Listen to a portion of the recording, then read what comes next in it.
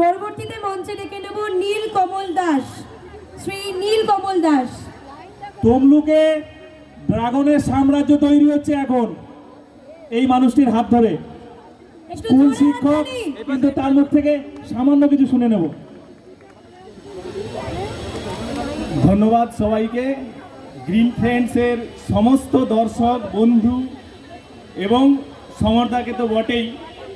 তো green friends কিন্তু এখন একটা কেবলমাত্র ইউটিউব চ্যানেল নেই, এটা একটা ব্র্যান্ড হয়ে গেছে।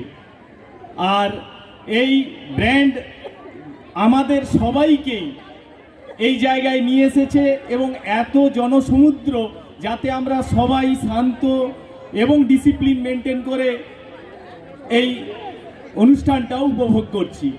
আর গাছ লাগানোর ক্ষেত্রে আমি সবাইকেই বলবো, যারা পারছেন না বা হয়তো মনে হচ্ছে আমাদের দ্বারা সম্ভব নয়, আপনারা ধৈর্য ধরুন, শুধু কয়েকটা কাজ করবেন না, দেখবেন আপনাদের গাছ মারা যাচ্ছে জল আর সারের জন্য।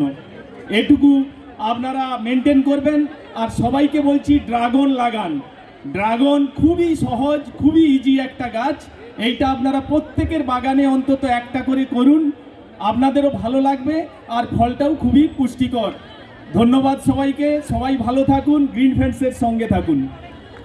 অসংখ্য ধন্যবাদ জানাই স্যারকে। মঞ্চে